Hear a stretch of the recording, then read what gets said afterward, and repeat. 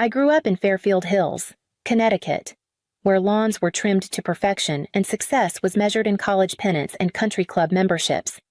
My mother, Eleanor Calloway, had once been a society columnist, the kind of woman who could make or break reputations with a single paragraph. She carried herself like she was still on deadline, scanning every room for imperfections, especially if those imperfections were me. My sister, Victoria, was everything my mother had ever wanted in a daughter. She graduated from Yale Law, clerked for a federal judge, and was on track to make partner before 30. At every holiday dinner, there was a new headline about her, sometimes literally, because Mother clipped the articles and framed them on the dining room wall. I was the afterthought at those gatherings, seated at the far end of the table next to the younger cousins, fielding questions about how school was going even after I'd dropped out. When I said I was building websites for small businesses, someone would chuckle and call it cute, like I was selling lemonade on the corner. Victoria would glance at me with a patient smile, the kind reserved for someone you expect will eventually grow out of their silly phase. From the time I was 12, I knew I didn't want the life they were pushing. I'd rather take apart an old computer than dress for a networking luncheon. I loved the puzzle of code, the thrill of seeing something I built work for the first time. My mother called it playing around. My father, less subtle, asked if I planned to keep tinkering with gadgets until I was 40, by the time I was in my early 20s.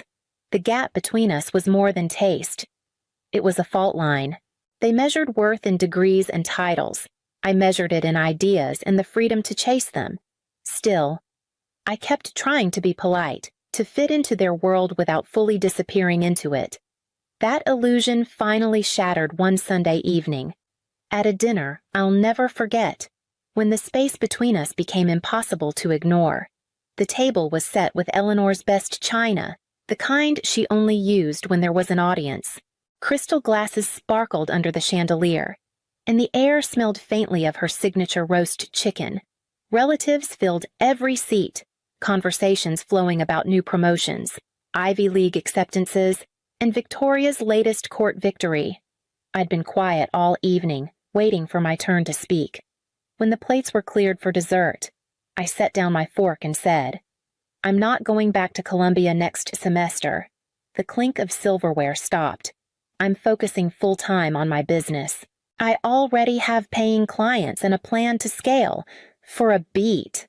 No one moved. Then Eleanor leaned back in her chair, her eyes narrowing.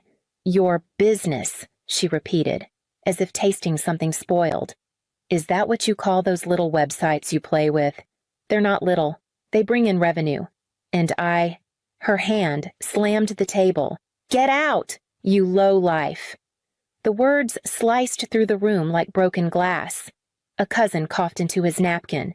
Victoria's lips curved into a knowing smirk. I felt the heat crawl up my neck but kept my voice steady. "If that's how you see me, then I will." I stood, the legs of my chair scraping against the polished floor. No one tried to stop me. No one asked me to explain. Upstairs, I packed quickly laptop, a few clothes, my worn leather backpack. Each item I stuffed inside felt like a piece of the life I'd been quietly building behind their backs. When I came down with my things, Eleanor didn't look up from pouring coffee. My father murmured something to a guest, as if the scene unfolding in his home was a minor inconvenience. I walked out into the cool night air, closing the door softly behind me, and knew I would never step over that threshold the same way again. The street was silent, the only sound the faint hum of my own resolve as I headed toward the train station, bound for whatever came next. The apartment was barely 400 square feet, tucked above a deli that kept its lights on until 3 in the morning. The pipes groaned every time a neighbor turned on the tap, and the radiator clanked like it was in protest of being asked to work. My furniture came from yard sales and the curb on trash night. A chipped desk wedged between the kitchenette and the window became my command center. From that cramped space, I launched my idea, an online marketplace where boutique artisans could sell their work without being swallowed by the big e-commerce platforms. Potters in small towns, jewelry makers working from kitchen tables, painters with no gallery connections, I wanted them all to have a place where their craft was the focus, not lost in a sea of mass-produced junk. I built the site myself, coding late into the night, tweaking layouts and payment systems until my eyes burned. I sent emails to shop owners I'd found online, introducing myself and the platform. Most didn't reply. A few did, but their first question was always the same. Where did you study? When I admitted I didn't have a degree, their tone shifted. Some simply stopped responding. Others offered polite but final no's. Rent and utilities drained my small savings. I stretched meals by skipping breakfast, living on instant noodles and cans of beans. I took odd tech repair jobs from neighbors fixing a glitchy phone, untangling a stubborn printer to cover the cost of web hosting. One night, after sending out a batch of proposals, I checked my inbox. Another rejection, this one from a boutique in Vermont. The owner's last line read, "Maybe come back when you have real credentials." I closed the laptop, leaned back in my chair, and stared at the water-stained ceiling. The city noise outside faded into a dull hum, for the first time since leaving home.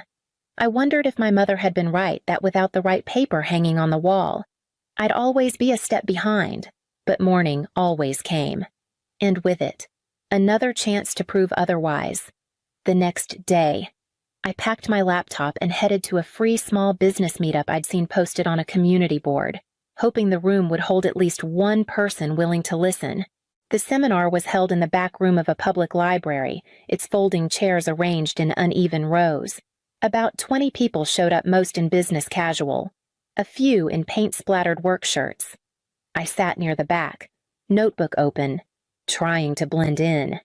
The speaker was Marin Hollis, founder of a small but successful logistics software company.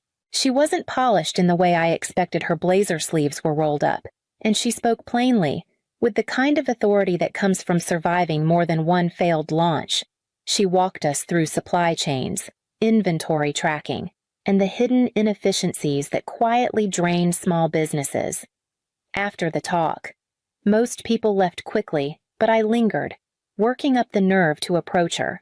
When I finally did, I nearly dropped my homemade business card as I handed it over. "I run a marketplace for artisans," I said, voice steadier than I felt. No degree, no investors, but real clients and real sales, at least. When I can get them. Marin studied me for a moment before asking, "Do you have customer data?" I opened my laptop and showed her my tiny but growing list of sellers, along with their order histories. She scrolled through the spreadsheets, her expression unreadable. Then she leaned back. "You're thinking too small.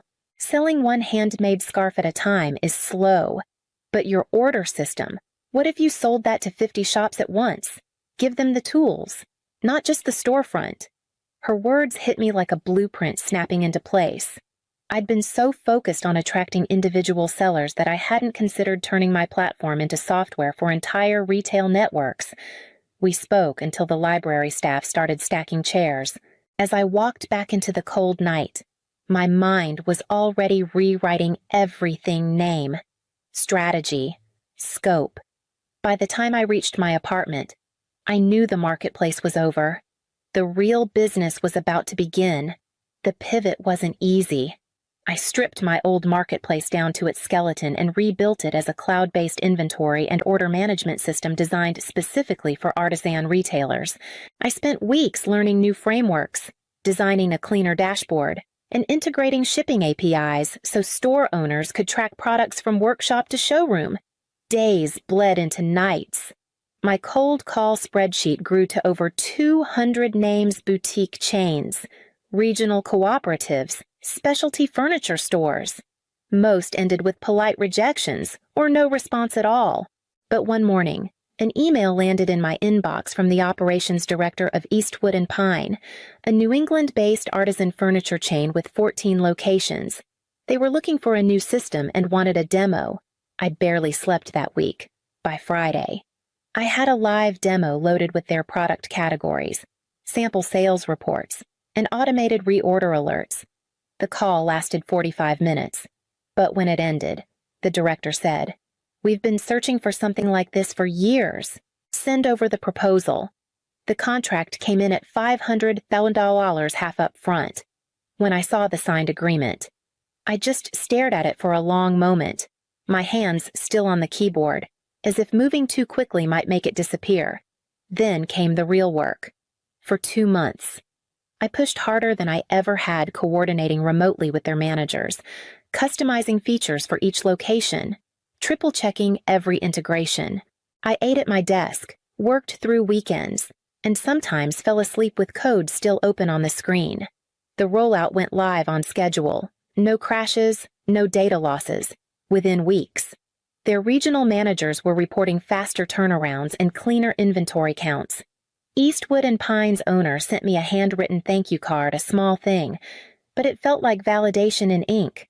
Not long after, they referred me to 2 other high-end retailers. Those introductions turned into meetings, and the meetings into new contracts. The revenue was more than I'd ever imagined when I was sitting in my cramped apartment building websites for single sellers. It was clear I couldn't do it all alone anymore. I hired 2 developers and a project coordinator, people as precise and driven as I was. For the first time, I had a team, and together, we were building something that could outgrow every limit I'd once thought I had. The contracts kept coming, and so did the numbers in my bank account.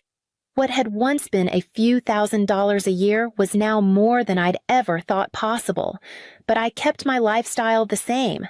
I still lived in the same modest apartment, still wore the same worn boots to client meetings, still drove a car with more miles than I cared to admit. The less my family suspected, the better.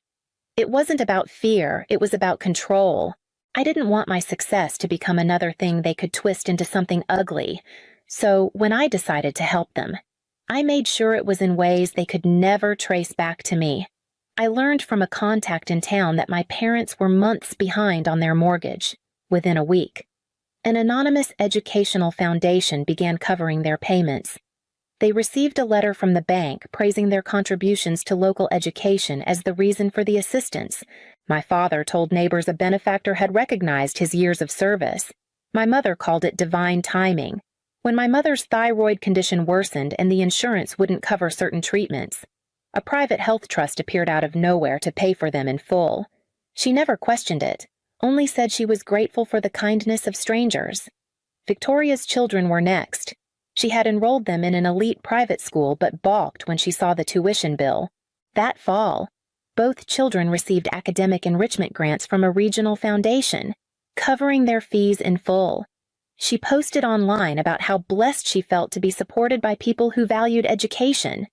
Through it all, they never stopped treating me as the dropout who had chosen the wrong path.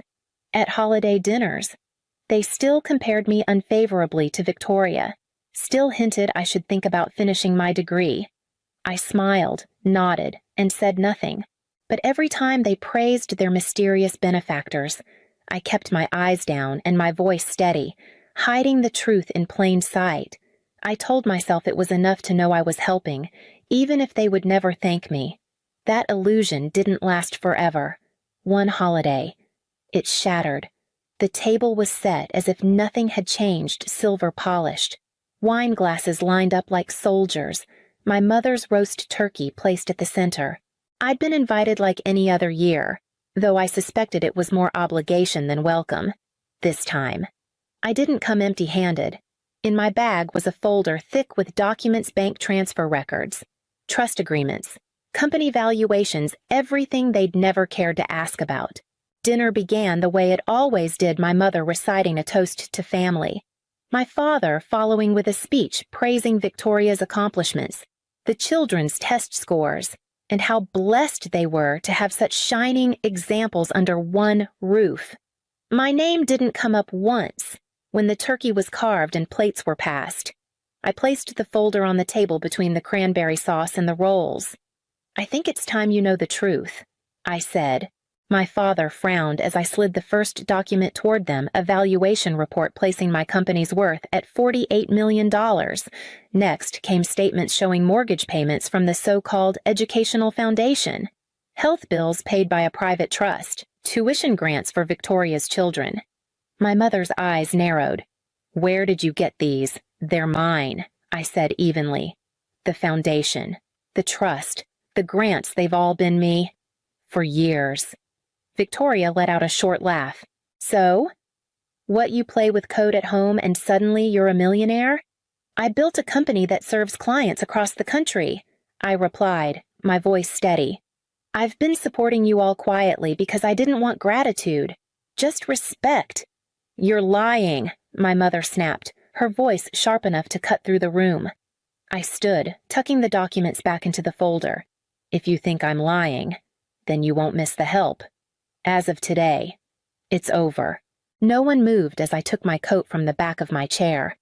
I walked out into the cold night, the sound of their muffled voices behind me fading with each step. By the next morning, I'd already booked the movers. My new address would be high above the streets of Manhattan, far from this table and everything it stood for. The movers arrived at dawn, their footsteps echoing through the near-empty halls of my apartment. By mid-morning, the last box was sealed, and I was on my way to Manhattan. The Penthouse keys felt heavy in my hand, not because of their weight, but because of what they represented: years of quiet work, of swallowing my pride, of building something they said I never could. When I stepped inside, the space opened before me like a horizon. Floor-to-ceiling windows wrapped around the living room, the skyline sprawling in every direction. The Hudson shimmered in the distance, a ribbon of light cutting through the city. White oak floors caught the winter sun, and the walls were bare, waiting for me to decide what belonged there. That first night, I stood barefoot by the glass, the city lights below flickering like a constellation I could finally name as my own. I'd signed the closing papers months ago, but until now, this place had been just a property. Today, it became a home. Within a week, the new headquarters for my company opened on the top floor of a glass tower in Midtown. The office was sleek, bright, and designed for collaboration, with conference rooms named after the small towns where my earliest clients had come from, for the first time. My name was on the door, not hidden in an LLC, not buried under a shell company. I attended my first industry gala that month, shaking hands with executives, founders, and investors who had only known my work by reputation. No one asked about my education. No one measured my worth against a piece of paper. They measured it in what I'd built, and that was enough. Manhattan had always been the backdrop of someone else's story in my family's eyes. Now, it was the setting for mine, and I intended to write every chapter without asking anyone's permission. Success felt different when it wasn't just mine to hold. In the spring, I launched the Callaway Catalyst Fund, a grant and mentorship program for entrepreneurs who, like me, had chosen to build without the stamp of a degree. I wanted to find the ones who were quietly working in borrowed spaces, holding their ideas together with determination and borrowed Wi-Fi. The first grant went to a 22-year-old named Alina Reyes, who was developing a scheduling and patient tracking app for clinics in rural areas. She'd been juggling part-time jobs to keep the project alive, coding at night on a second-hand laptop that overheated every hour. The grant covered her living expenses, new equipment, and connected her with mentors who could help bring the app to market. When the announcement went public, the story caught more attention than I expected. Industry blogs picked it up, then business journals, then a feature in a national magazine. Headlines called me a champion for non-traditional founders and proof that the path less taken can still lead to the top.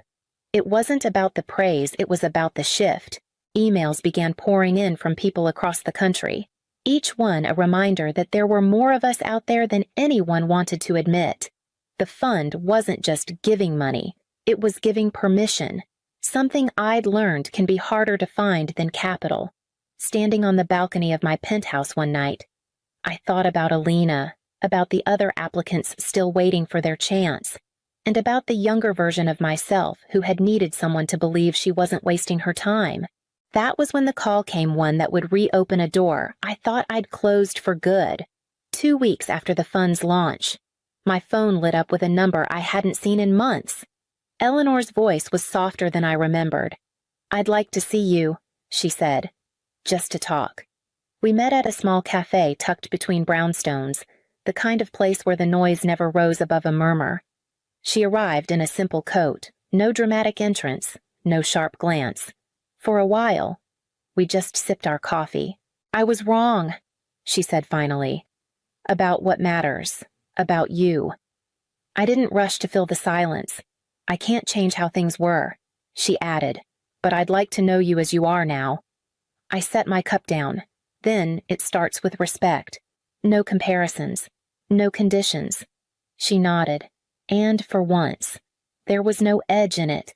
We parted without promises, but also without the weight of old resentments dragging behind us. That weekend, I hosted a dinner on my rooftop. String lights swayed in the evening breeze, the city humming below. My team laughed around the long table, and the first grant recipients shared updates on their projects. Plates passed, glasses clinked, stories overlapped. As I looked around, I realized this was my family chosen, not inherited, and in that moment, I knew I'd stopped living to earn a place at someone else's table. I had built my own.